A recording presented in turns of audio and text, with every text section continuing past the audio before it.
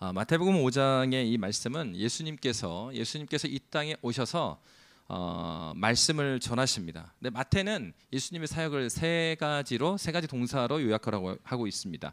그가 가르치고 전파하고 고치셨다라고 요약을 했습니다. 그러면 그 가르치심의 내용, 가르치고 전파하고 고치신 내용은 사실은 분리되어 있는 말씀이 아니라 한 가지죠.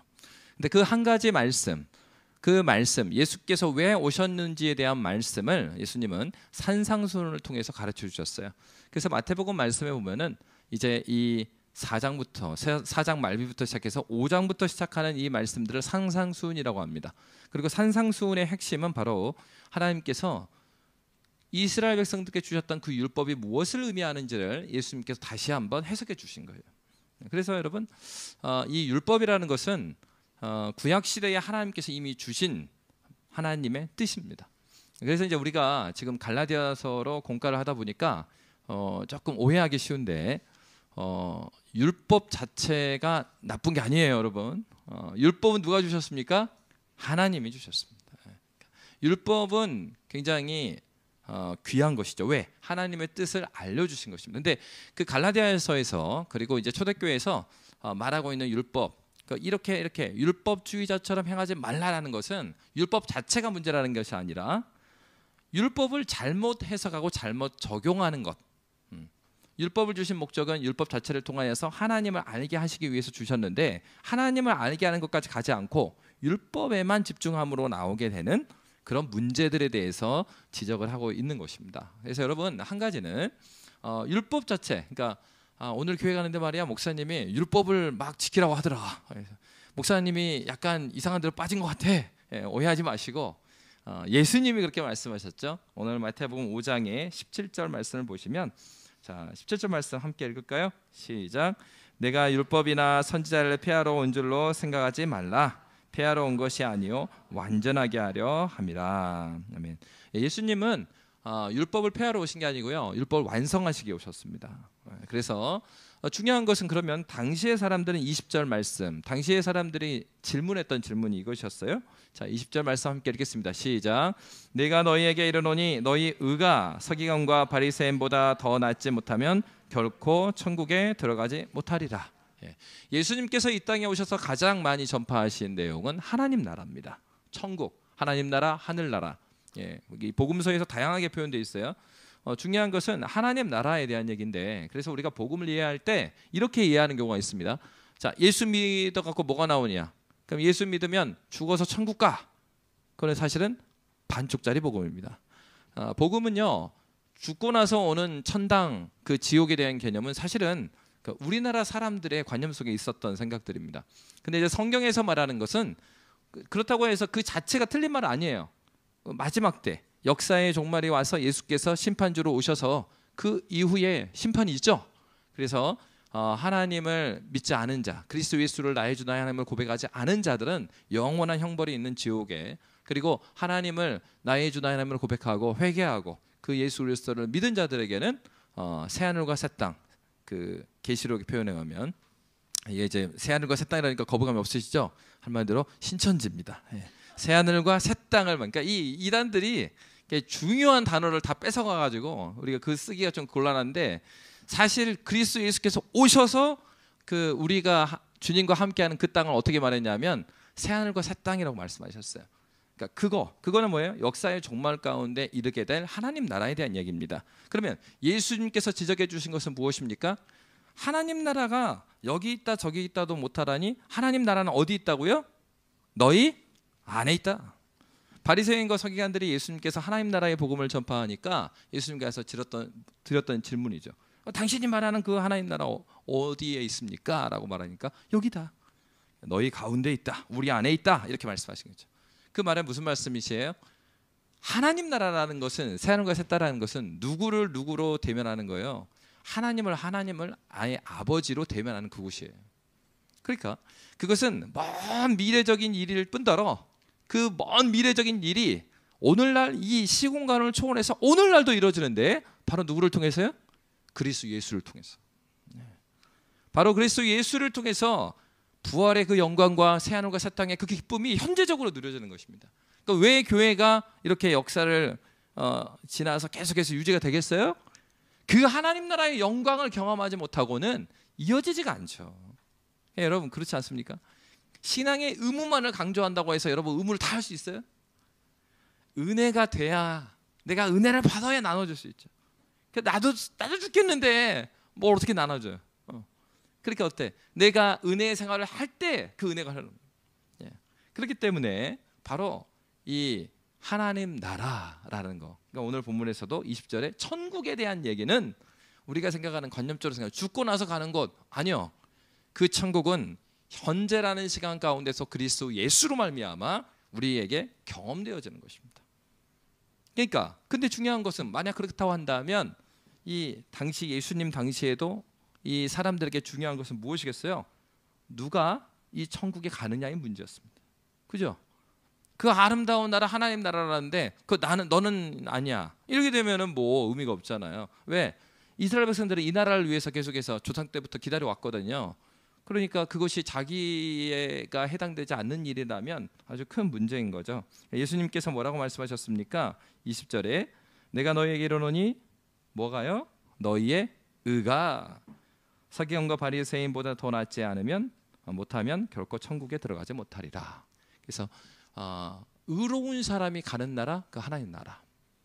그러면 어떻게 의로움을 받을 수 있는가에 대한 문제가 굉장히 중요한 문제였습니다. 마태복음 바로 그 얘기를 하고 있는 거예요. 진정으로 의로운 사람이 누군가? 하나님 나라에 들어간 사람은 의로운 사람이라는데 그 의로운 사람은 어떤 사람이 의로운 사람인가? 여러분이 의로워지려고 하면은 어떻게 하면 의로워질 수 있겠습니까?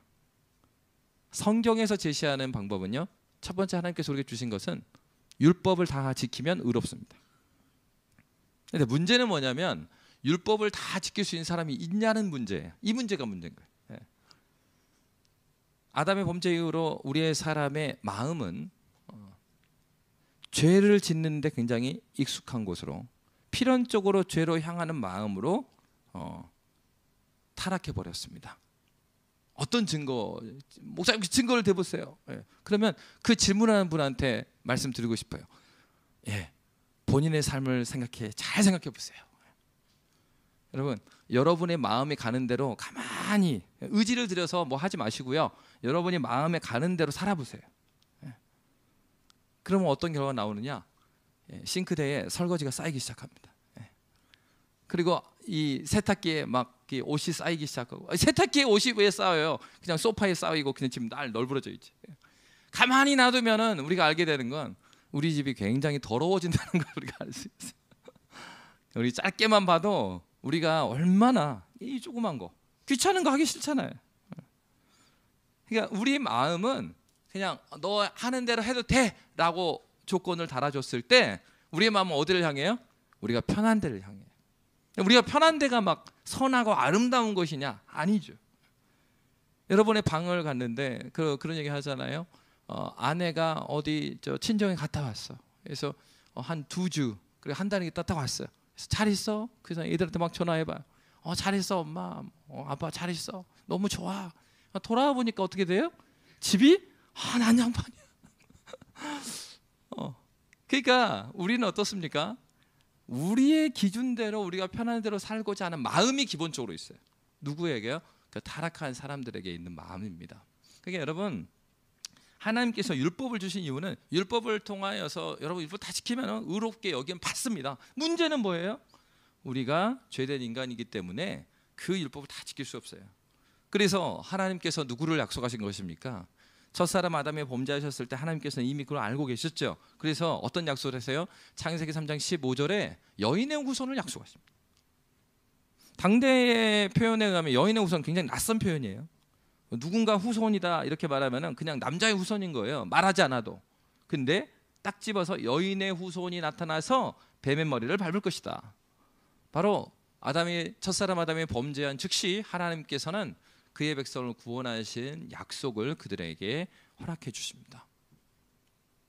그러면은 바로 그렇기 때문에 여러분 바로 이제 율법의 기능이라는 것은 무엇이겠어요? 앞에서 말씀드린 바와 같이 율법을 주셔서 구원으로 바로 가게 하기 위한 것이 아니고 율법을 주셔서 뭘 깨닫게 해주시냐? 우리에게 하나님의 은혜가 필요하구나. 왜? 율법을 다 지킬 수 없는 것을 발견하고 하나님 의지하지 않으면 나한테 살 수가 없구나 내가. 그걸 깨닫기 위해서 주신 것입니다. 그렇기 때문에 보통 우리가 생각할 때 율법과 복음을 이야기하면 율법은 굉장히 부정적이고 율법은 나쁜 것으로 생각하시는데 그렇지 않아요. 율법주의는 나쁜 거죠. 왜? 율법을 다 지켜서 자기의 힘으로 하나님의 은혜를 받으려고 하는 그것은 잘못된 것이지만 율법 자체는 그렇지 않다라는 것입니다. 그래서 예수님께서 복음이신 예수님께서 말씀하신 것, 예수님은 율법을 완성하러 오셨다. 그러면 이제 십계명 강해한다면서 율법 얘기를 왜 했냐? 여러분, 오늘날 우리가 지키는 이 십계명이 우리가 지금 지켜야 될 남아있는 율법입니다. 율법을 대표적으로 이야기하면은 이렇게 넓은 의미의 율법과 좁은 의미의 율법을 말할 수 있는데, 넓은 의미로 말하면 율법은요, 구약에서 있으면 하나님의 뜻 총체를 말해요. 하나님이 알려주신 뜻 전체를 말하는 거예요. 그러니까 아브라함에게 약속하신 그 구두로 해주신 말씀도 그것도 율법이라고 볼 수도 있어요. 그런데 보통 우리 신약 성경에서 말하는 율법을 말할 때는 누구 율법을 말해요? 그렇죠. 하나님 율법인데, 누구한테 주신? 하나님이, 그렇죠. 모세에게 주신 율법을 보통 율법이라고 부릅니다. 왜 그렇습니까? 모세 이전에 하나님께서 하나님의 뜻을 알려주실 때는 어떻게 알려주셨냐면 언어의 방법으로. 물론 시내산에서 모세한테 알려주실 때도요, 언어의 방법으로 말씀해 주셨어요. 그래서 그 율법의 전체를 보면 율법을 크게 세 가지로 나눠줍니다. 하나는 시민법이 있고요, 그리고 하나는 제사법이 있어요, 그리고 하나는 도덕법이 있는데, 유일하게 모세에게 주신 율법도 하나님께서 모세에게 말씀으로, 또 백성에게 말씀으로 가르쳐 주셨는데, 그 중에서 돌판에 기록된 말씀은 바로 십계명이죠. 그래서 하나님께서 이 모세에게 주신 이 율법, 모세에게 주신 율법입니다. 근데 여기서 이제 질문이죠. 그럼 하나님께서 좋은 것으로 백성들에게 주셨다 하면 오늘날은 왜 십계명만 지키면 되고 나머지 두 개를 안 지킵니까? 이런 질문이 나올 수 있습니다. 그러니까 구약 시대에는 하나님께서 그 시기에 이스라엘 백성들을 시내산에 모아서 모세에게 이 율법을 가르쳐 주셨을 때 이스라엘이 가는 곳이 어디입니까? 그 출애굽했어요. 출애굽한 다음에 어디를 향하고 있어요? 가나안 땅 가고 있죠. 가나안 땅. 그러니까 하나님께서 가나안 땅에 들어가기 전에 가나안 땅에서 너희가 어떻게 살아야 될 것에 대한 것을 가르쳐 준 것이 이 율법이었습니다. 그러면 하나님께서 가나안 땅에 보내셔서 이루고자 하시는 그 나라의 형태가 어떤 나라였는데요? 그 나라의 왕이 하나님인 나라. 그래서 이제 이런 표현 쓰죠. 신정국가. 그래서 오늘날 좀 이렇게 목사님들 중에 잘못 막 말씀하신 분이 있는데, 대한민국은 신정국가일까요, 아닐까요? 신정국가 아닙니다. 대한민국 하나님께서 다스리십니다. 여기까지 맞아요. 근데 하나님의 다스리시는 방식은 달라요. 그러니까 이스라엘 백성이 가나안 땅에 들어갔을 때 하나님께서 다스리신 방식은 진짜로 왕이 하나님이십니다. 하나님께서 만드시겠다는 나라는. 그러니까요, 이스라엘에 보면은 그 첫 번째 왕이 누구예요? 사울이죠. 답변을 하셔도 됩니다.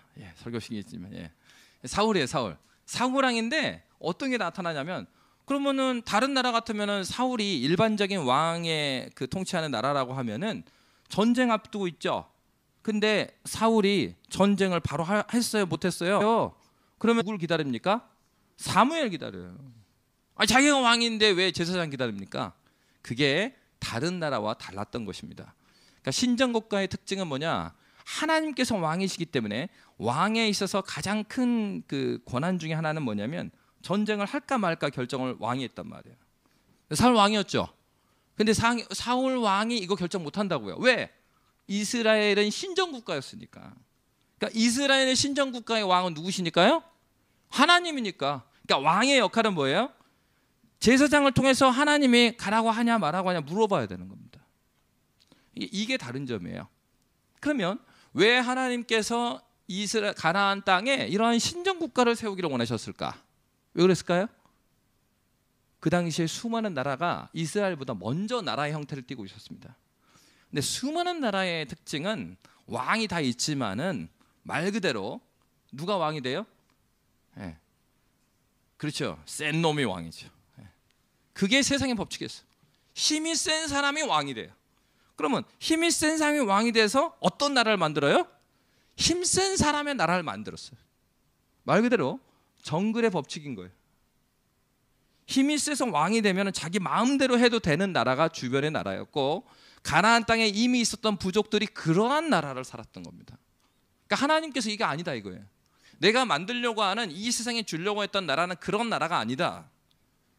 하나님의 공의와 정의와 사랑이 있는 나라, 그 나라를 만들어라. 그렇게 하기 위해서 신정국가 형태를 잠깐 동안에 이스라엘에게 주십니다. 그러니까 모세에게 주셨던 그 율법에 보면 시민법 있잖아요. 시민법이라는 거는 그 백성들 사이에서 어떻게 살아가느냐, 막 거래를 어떻게 해야 되고, 그리고 이 사람이 뭐 맹세를 했을 때는 이 맹세 어떻게, 이런 많은 내용들 있죠. 그것은 뭘 보여주는 거예요? 하나님이 왕이신 나라는 이런 나라라는 것을 보여주기 위해서 신정국가 형태를 가지고 있는 이스라엘에게 주셨던 것입니다. 그것은 이스라엘이, 북이스라엘 남유다가 망함으로써 신정국가 시대 끝나요. 그러니까 더 이상 그 시민법은 오늘날 적용이 안 됩니다. 그래서 이제 구약성경 읽으면은 이런 이해를 갖지 않고 구약성경 굉장히 충격받고요. 또 여성들은 구약성경 읽을 때보다 상처받죠. 그래서 계속 누가 욕먹냐면 하와가 계속 욕먹어. 하와도 주님 나라, 주님 품에 있을 텐데 지금도 많은 여성에게 욕을 먹는 그런 상황. 어떻게 하와가 꼭 그 말이야, 선악과 따먹었고 말이야. 그래가지고 왜 그 율법 자체로 보면요, 굉장히 여성들의 입장에서는 붕괴할 내용들이 많이 나와요. 물론 그 당시의 배경으로 보면 그렇지는 않아요. 그 당시의 배경과 그 당시의 문화로 보면 하나님께 주신 시민법 자체가 굉장히 진일보되어 있는 그런 이제 세계관을 가지고 있어요. 그러나 이제 우리 시대의 입장에서 보면 굉장히 편향돼 보일 수밖에 없죠. 근데 어쨌건 하나님께서는 그런 시민법은 잠시 잠깐 주신 것입니다. 그러니까 또 하나, 첫 번째 시민법이 있다고 그랬고, 두 번째는 제의법, 제사법이 있다고 그랬죠. 모세에게 주신 법. 그러니까 제사법은 어떻습니까? 여러분 오늘 여러분 제사 드리러 나오셨나요? 그래서 여러분 예배 드리러 나왔죠. 그럼 여러분 왜 이제는 제사라고 안 하고 예배라고 그래요? 제사는 그리스도 예수께서 영원한 희생 제물이 되심으로 말미암아, 어디에서요? 십자가에서. 그래서 구약의 그런 제사, 반복해서 제물을 드렸어야 되잖아요. 그 제사는 이제 그리스도 예수로 말미암아 끝난 거예요. 그렇기 때문에 모세에게 주셨던 그 시민법 그리고 제사법은 지금 우리는 지키지 않아요. 그러나 이 시민법과 제사법의 그 정신을 담고 있는 것이 도덕법이었습니다. 바로 그게 무엇입니까? 십계명이죠. 그래서 어떠한 마음으로, 그래서 이제 구조를 잘 보시면 제사법은 누구하고 관계된 거예요? 하나님과 관계된 거죠. 시민법은요? 말씀하세요. 그러니까 사람들, 그렇죠. 그러니까 하나님과 사람에 대한 법이 제사법과 시민법이었어요. 그러면 십계명의 구조를 잘 보세요. 십계명에서 1계명부터 4계명은 누구와에 대한 얘기 나와요? 하나님에 대한 얘기예요. 5계명부터 10계명은 누구의 관계에 대한 얘기예요? 이웃, 사람들과의 관계가 나오는 거예요. 그러니까 모세에게 주셨던 법에 있어서 시민법과 제사법을 어떻게 시행하느냐에 대한 이 법을 어떻게 해라는 아주 기본적인 근간이 되는 정신을 십계명에다 놓는 거예요. 그래서 예수님께서 율법을 요약을 하시죠. 선생이시여, 그러면은 이 율법에 대해서 뭐라고 합니까? 율법의 그 핵심이 뭡니까? 그러니까 예수님께 뭐라고 말씀하세요? 또한 너희가 주 너희 하나님을 사랑하라. 그리고 나서 네 이웃을 사랑하라. 하나님이신 예수님께서 요약을 하신 거죠. 뭐다? 사랑이다. 하나님 사랑, 이웃 사랑, 이렇게 요약을 하신 거예요. 왜?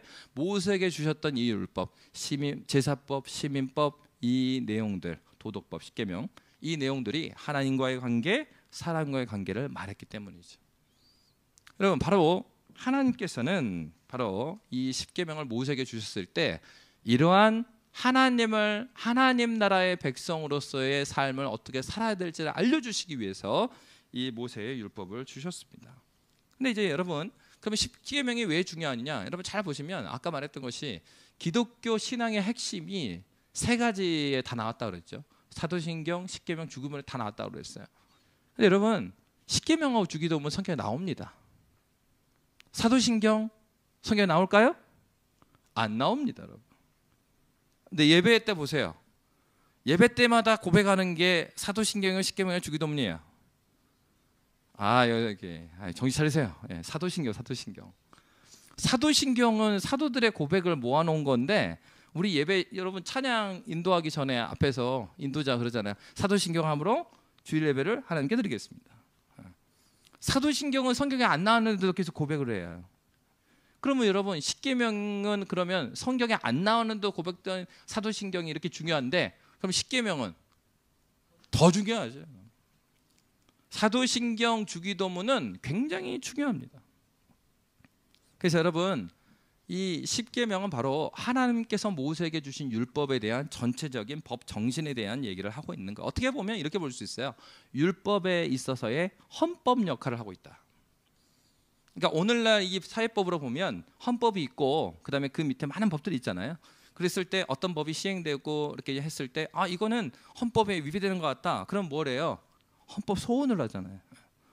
우리나라 대한민국 헌법에 보면 이렇게 말하고 있는데 이 법은 이 헌법에 상위법인 헌법에 어긋난 것 같다라고 이야기하는 것처럼 이 십계명은 뭘 보여주시는 것입니까? 하나님께서 그의 백성들을 향한 하나님 아버지의 마음을 보여주십니다. 그러니까 이 십계명을 잘 알고 또 잘 지켜나가는 것이 굉장히 중요하겠죠. 그런데 여러분 십계명의 구분에 대한 얘기를 지금 다 말씀을 드렸는데 이 십계명을 지킬 때 어떤 마음으로 지켜야 되나 이게 너무 중요한 겁니다. 왜냐하면 십계명에 대한 오해가 예수님이 오셨을 때 율법에 대한 오해가 갈라디아서 배경도 그렇고요. 예수님이 오셨을 때 많은 사람들이 복음에 대해서 이해를 잘 못했어요. 왜 그러냐면 이 십계명, 이 율법에 대한 순서를 우리는 잘 알아야 되기 때문입니다. 자, 그러면 출애굽기 20장 1절부터 3절 말씀을 볼 텐데요. 이 출애굽기 20장은 어떤 말씀이냐면 하나님께서 출애굽을 하게 하신 다음에 시내산에 모여서 처음으로 그들에게 십계명을 주셨던 말씀입니다. 자, 출애굽기 20장 1절부터 3절 우리 함께 읽겠습니다. 시작. 하나님이 이 모든 말씀으로 말씀하여 이르시되 나는 너를 애굽 땅 종되었던 집에서 인도하여 낸 내 하나님 여호와니라. 너는 나 외에는 다른 신들을 내게 두지 말라. 아멘. 여러분 3절부터는 바로 십계명. 여러분 많이 들어봤죠? 1계명부터 3절부터 쭉 시작합니다. 그런데 십계명은요.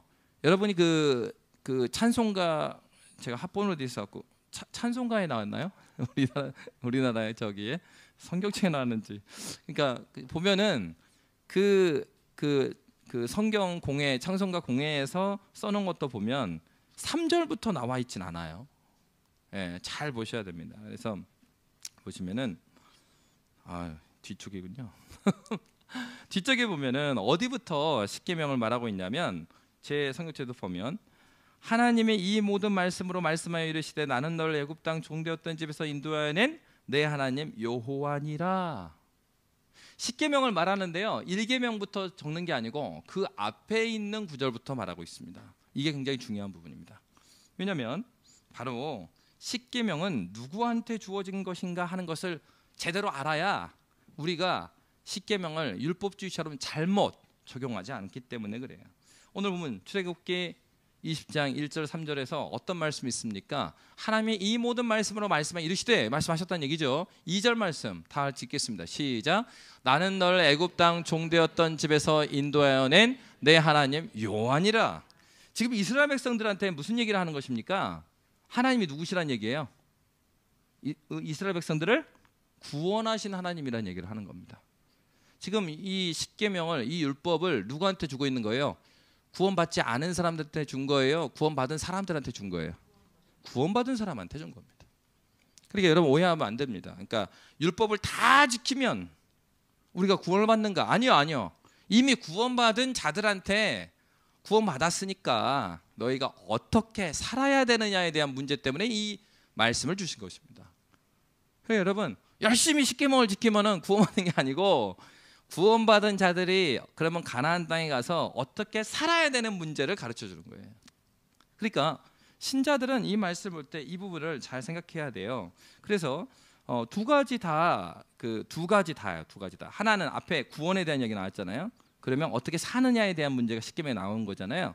그러면 이 두 가지 다를 가지고 있어야 돼요. 왜 그러냐면 앞에 우리 한국 교회가 가지고 있는 오해들이 뭐냐면 2절만을 강조하는 경우가 있어요. 이게 무슨 얘기예요? 하나님께서 우리를 구원해 주셨다. 그래서 이런 표현들 굉장히 조심스러운 표현인데 기도 제목 나눌 때 뭐 이런 것만 나누면은 이제 은혜롭게 이제 집사님이 말하니까 우리 권사님이 말씀해 주십니다. 하면서 걱정하지 마. 하나님이 다 하셔. 다 하셔.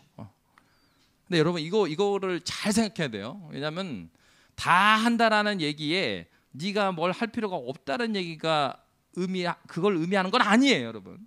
뭐 그렇다면 어떻게 돼요? 출애굽기 20장은 2절에서 끝냈어야 돼, 하나님이. 그죠? 구원 다 받았는데 그 다음에 이렇게 살아라라고 말할 필요가 없잖아요. 근데 성경은 어떻게 하냐면 구원받았다는 얘기를 한 다음에 그러니 너 이렇게 살아라 이렇게 하거든요. 그러니까 신앙생활 할 때 그런 거죠. 걱정하지 마. 하나님 다 하실 거야. 그러고 나서 어때요?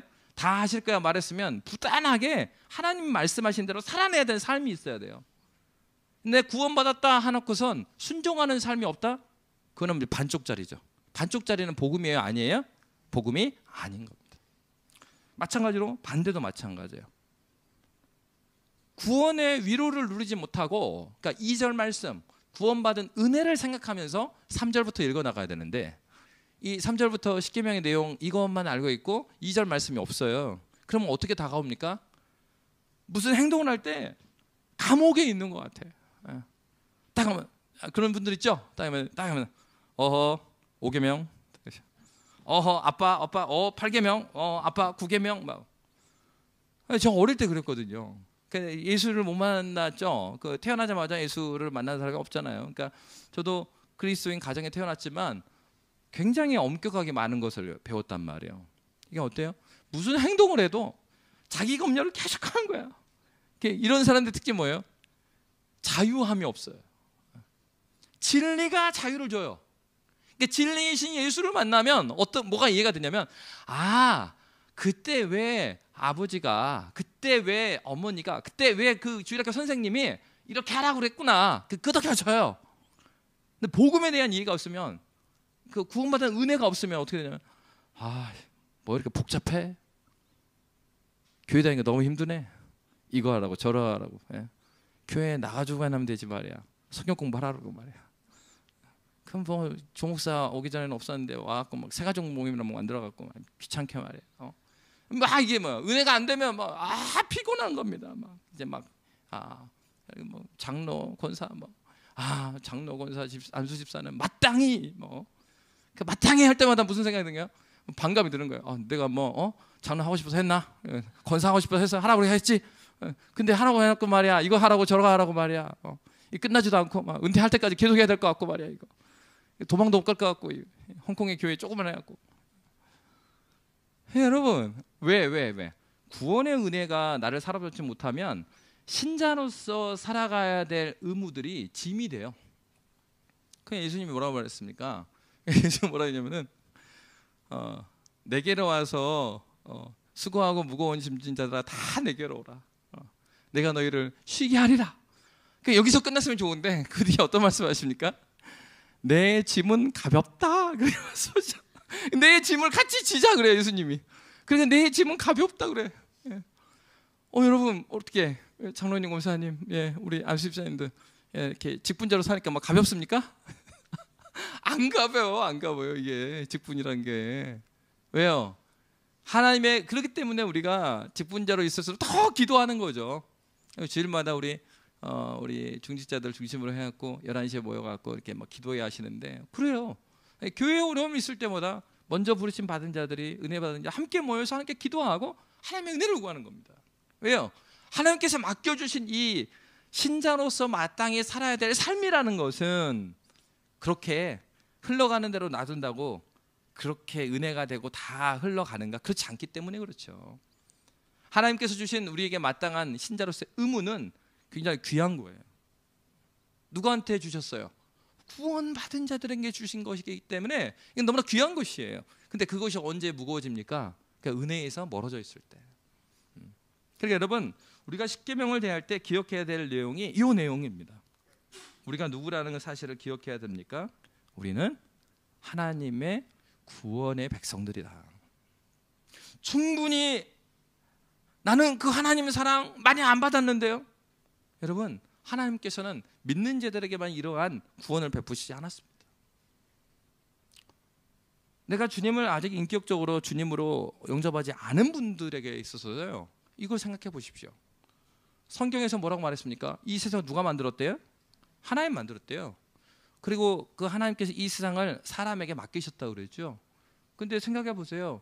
그러면은 그러고 나서 예수 믿는 사람이 하나님 나라 백성이라고 하니, 그렇다면 하나님께서 그대로 말씀드리면 그러면 하나님은 자기 백성들을 더 좋아하겠네, 이런 생각 들죠? 여러분들도 자기 새끼가 더 좋으니까. 그러면 그렇게 생각을 한다면 어때야 되냐면, 하나님이 시골에 논이 있습니다. 그러면 여기는 장로님네 논이고 여기는 교회 안 다니는 사람 논이에요.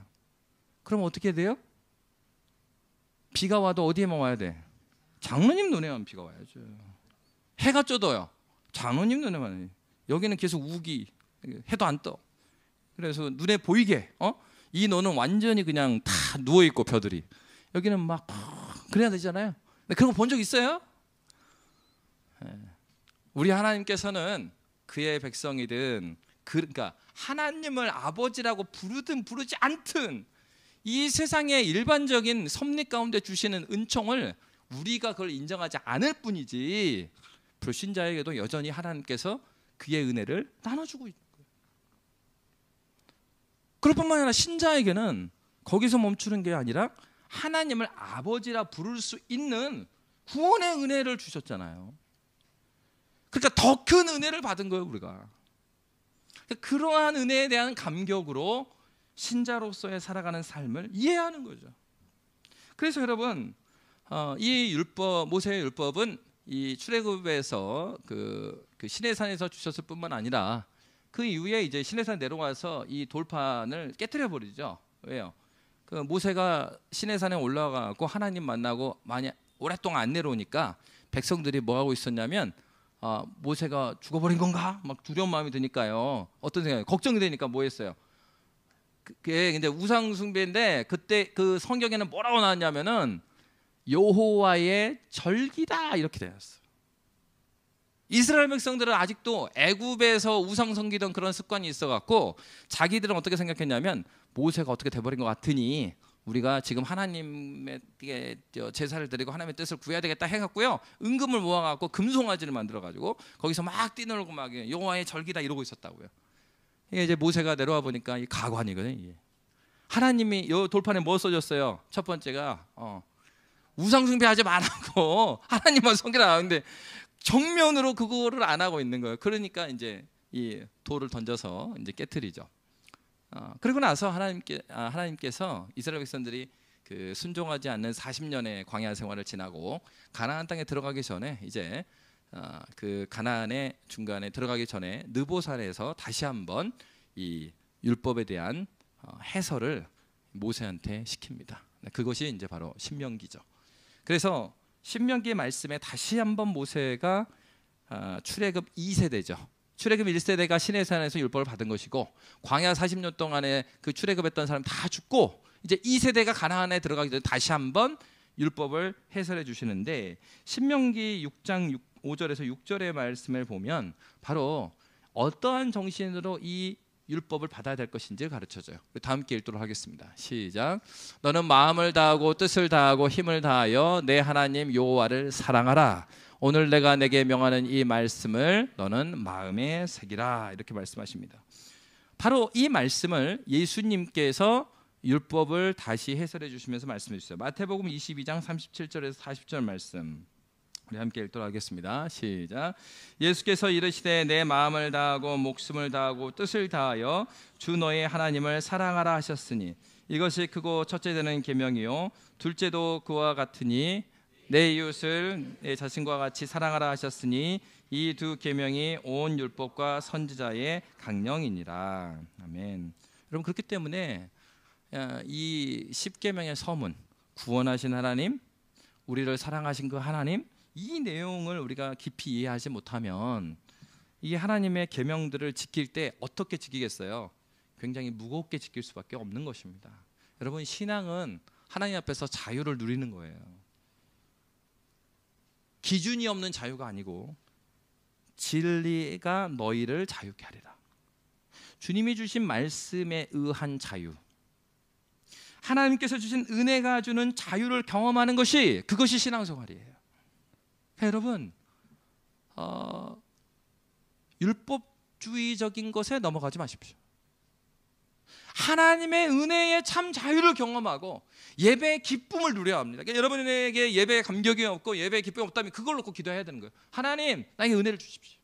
깨닫는 은혜를 주시고 나의 삶 가운데서 이 말씀이 정말 살아있다라는 것을 삶 가운데 경험케 하여 주십시오. 왜요? 하나님께 나를 구원하시지 않았습니까? 그리고 구원하셨을 뿐만 아니라 예배의 삶, 하나님과의 관계에 대한 얘기를 주셨고, 그럴 뿐만 아니라 이웃과의 삶에 대해서 말씀해 주셨는데 그 사랑이 내 안에 있게 해주세요. 왜요? 이 십계명의 골격이 사랑이라면서요. 이 율법을 주신 골격이 사랑이라면서요. 하나님, 사랑의 그 하나님을 나의 삶 가운데 사랑으로 깨닫고 그 사랑으로 살아가는 은혜를 허락하여 주십시오. 그것이 이 십계명을 대하는 우리 교회의 자세가 될 것입니다. 여러분, 십계명보다 10가지 말씀보다 이 서문은 너무 짧아요. 그런데 이 짧은 구원의 은혜에 대한 이해가 있는 거냐 없는 거냐에 따라서 이 10가지 계명은 전혀 다른 방향으로 가게 됩니다. 여러분, 무엇으로 자유하고 무엇으로 의롭다 인정함을 받겠습니까? 그것은 바로 하나님의 사랑뿐입니다. 우리가 기도해야 될 부분 바로 이것이겠죠. 우리의 어떠한 섬김 내용들, 그것 전에, 섬김 이전에 우리의 중심에 예수 사랑이 있는가? 그리고 나는 사랑의 정신으로 하나님을 예배하고 하나님으로부터 온 사랑인가? 아니면 빗나간 자기 사랑인가? 신앙생활의 핵심이 여기 있습니다. 여러분, 누구를 사랑하십니까?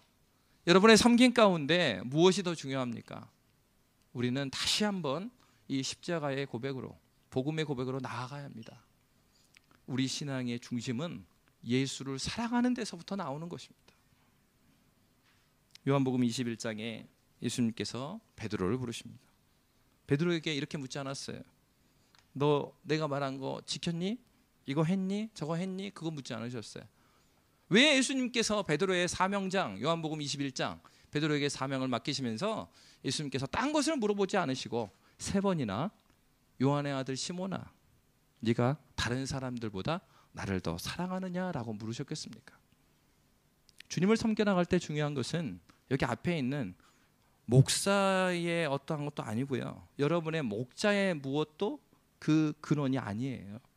섬김의 진정한 근원은 바로 예수 사랑 하나뿐입니다.